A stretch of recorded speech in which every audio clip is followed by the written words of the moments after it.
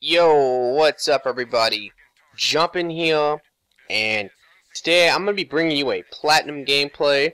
It's going to be using the Batarian Brawler, and honestly I really like this Vanguard. He's one of my favorite by far, like top 3. My Vanguards of choice is the Nova Guard or the Man Guard, the Krogan, and the Batarian.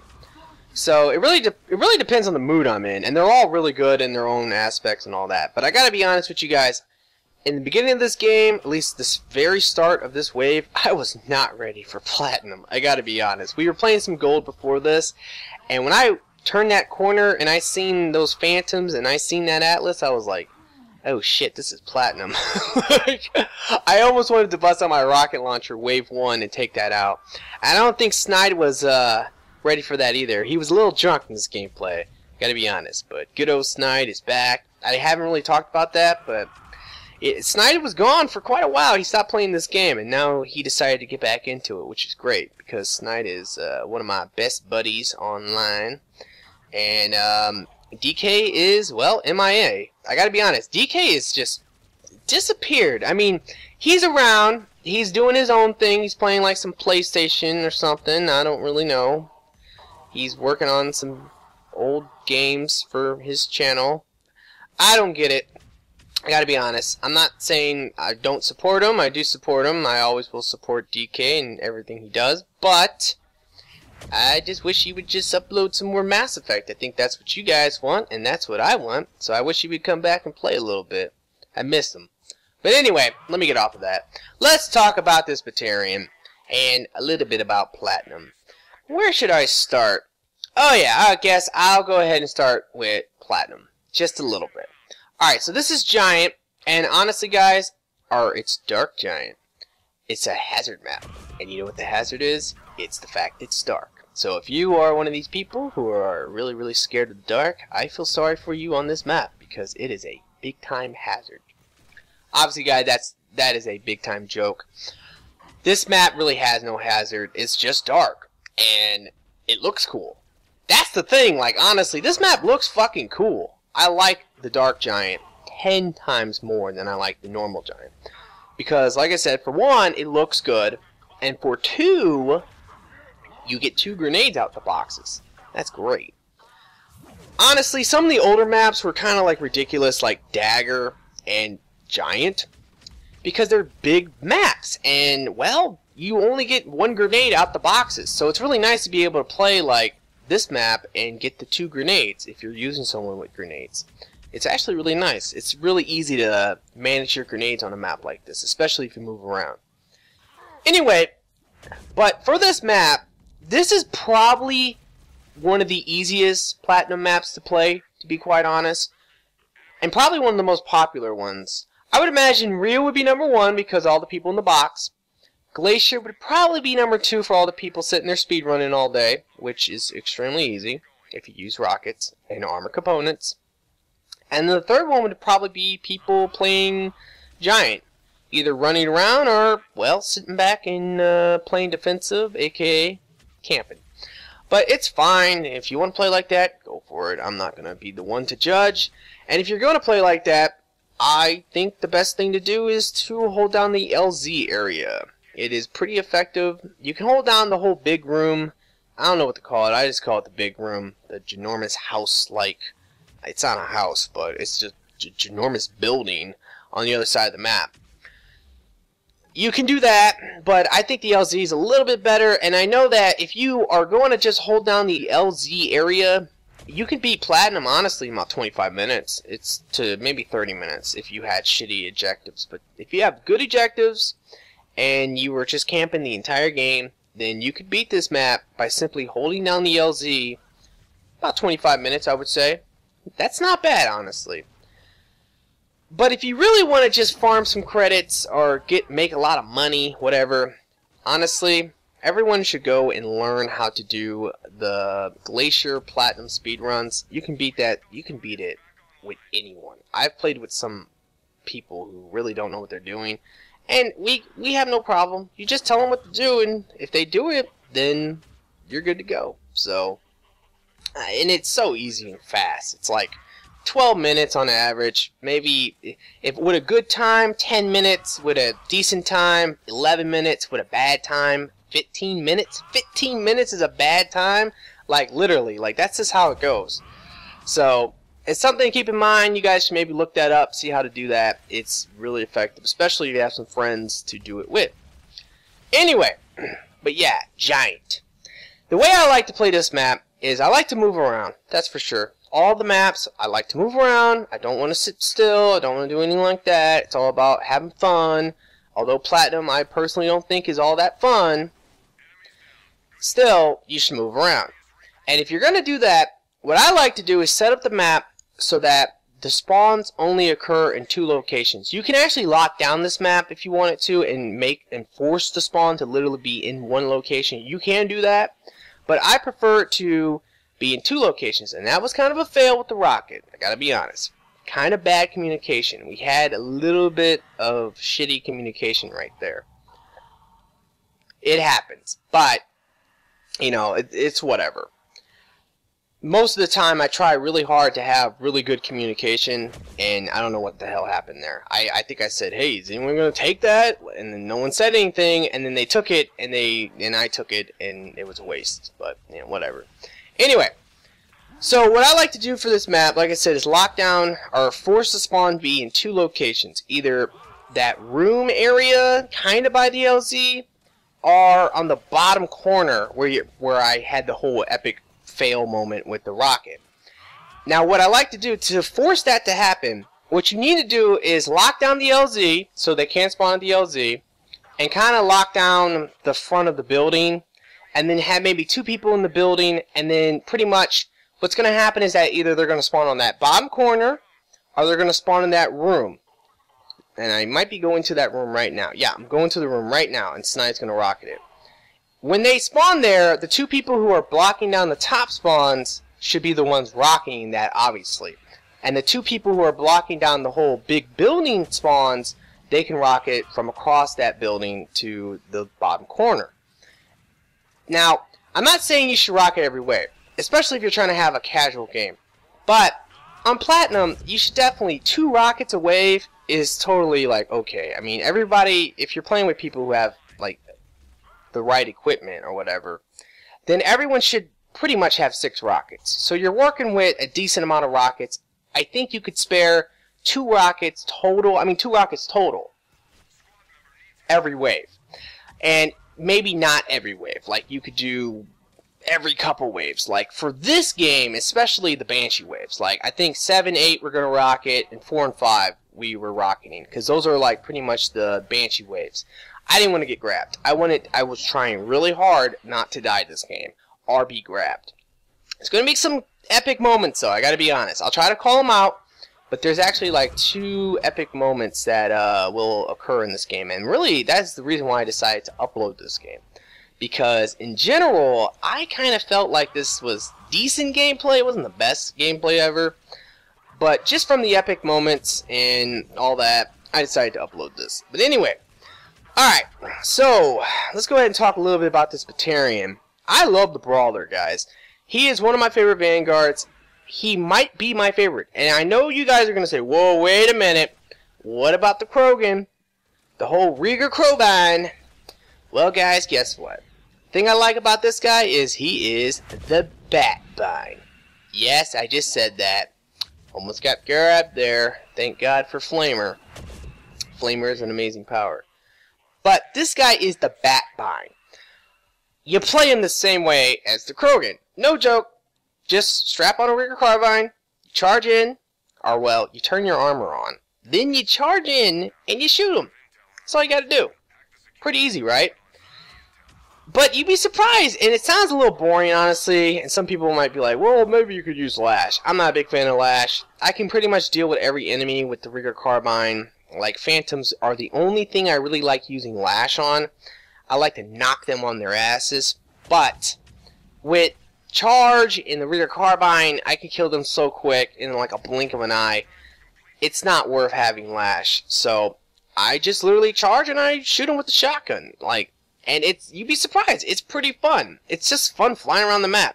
The only thing you really gotta be careful of is, well, You don't want to be instant killed, because that's like the thing about the Vanguard. If the Vanguard gets stabbed or he gets grabbed by the Banshee and all that, yeah, that's a bummer. That's for sure. You don't want that to happen, and it definitely can happen. So you need to watch out for that. But if you just avoid those enemies that can do that to you, besides the Phantoms, because the Phantoms, yeah, you should be the one taking them on.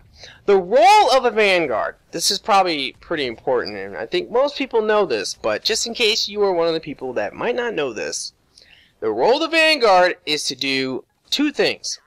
The first thing is, try to be kind of tanky, and the second thing is, well, draw the enemies to them. Like, that's kind of the whole idea. You charge in, you lure the enemies to attack you or to aggro on you, and that keeps the fire off your other teammates. So that's great for them, especially when they're dealing with some weaker people, like Adepts. I mean, Adepts are a good combination because they're kind of weak, but yet a Vanguard can really draw that fire away from them. So it's really good. Anyway, the team we're actually using in this, we're using a Asari Infiltrator, which is pretty good, and we're using an Asari Justicar for some synergy. I can obviously detonate with my Charge, so we can do some biotic explosions. And the final thing we have is actually the Geth Trooper.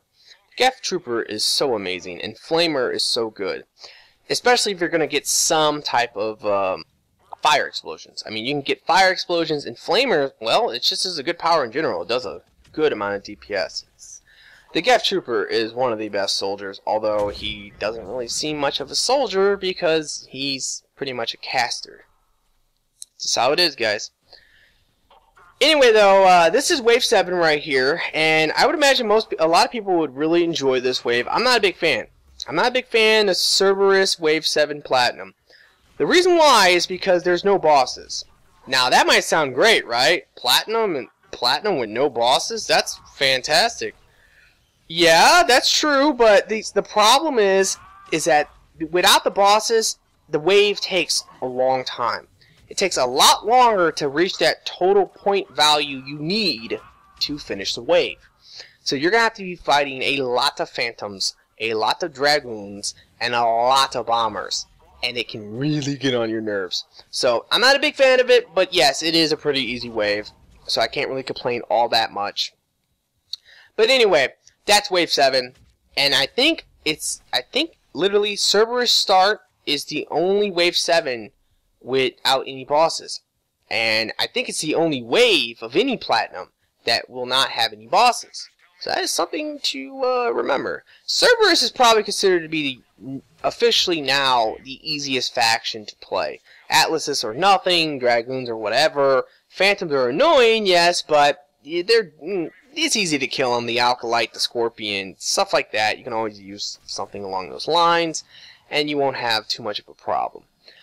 Anyway, but let me get back onto this whole Batarian, Vanguard, Brawler, Batbine. I love them. I use them just like the Krogan, like I said, Reegar Carbine. And some of you guys might be saying, he's the Brawler, bro. You better be punching shit. Hell no, not for Platinum. No. When I did the whole Batman video, and I know that video is fucking annoying. I know that video is annoying, and that's one of the main reasons why I'm doing this video, is because I know a lot of people found that whole Batman stuff annoying, because it was just... I gotta be honest, I didn't really put much work in that video. I literally just threw it together, and I'm like, fuck it, it's a theme, Batman, let's go. So I apologize for that. So this guy needed a little bit of redemption, and I really want to make this point clear. Check this out. Oh, epic. Get my ass back up. I don't know what happened there. I can't really explain that. It does happen to me quite a bit from time to time, where I will get stabbed and I just get back up. I imagine it has something to do with the op pack, though, at least right there, because there was a glitch in this game. I didn't know about it. I wish I would have known about this, but I did not know about this glitch. Apparently, if you were stabbed by a Phantom back in the day, if you were to press the op pack button, she would, like, not kill you.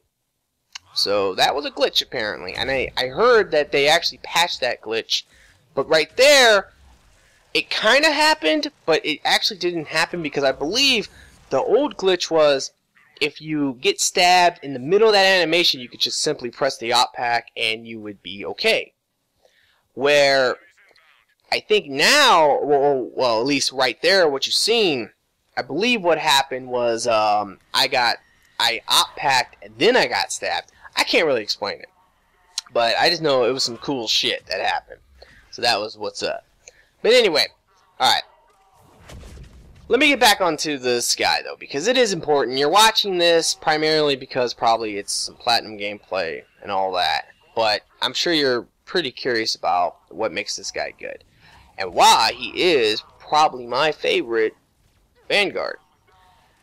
The reason why I like him is because he's kind of better than the Krogan. I gotta be honest. At least I personally feel like he's better.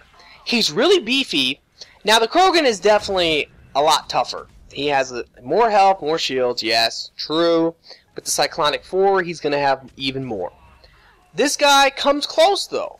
So that's great. He definitely comes close. And the Krogan Vanguard, even on Platinum, is a little overkill. Like, if you are able to consistently charge as the Krogan Vanguard, it's really, really easy not to die. It's like playing a Juggernaut. Playing a Juggernaut, it's really, really easy to not dying. Like, or going flawless, whatever you want to call it. It's not hard. So this guy is pretty freaking close to that, which is great. The next thing that's really good about this guy is, and the main reason why I like him, is because, for one, his power recharge is better on charge. So you're actually able to get your shields back more, because the power recharge is better. And he flies faster. Oh, now that's not really a big deal, because, see, here's the thing about the Krogan. The Krogan's, like, flying thing... Go home, Snide. I think you're drunk. I don't know how he missed that, but you gotta remember, he was a little tipsy. He was a little drunk, guys. So, anyway. But yeah, so the Krogan, like, charge is, like, a really weird animation. Like, you go flying at them so slow. With this guy, it's the normal speed, so you just charge, you fly at them, all that. That's not a big deal, though. It's just a personal thing, and honestly, I just prefer it. So that's one thing. But the main thing that makes this guy, I personally believe, better... Oh, wait. Epic moment. Snowflake is a boss. I gotta be honest. That's my buddy John. And I've talked about this in another commentary. But he is the king at saving your ass. And it doesn't matter who you are. It's not just me.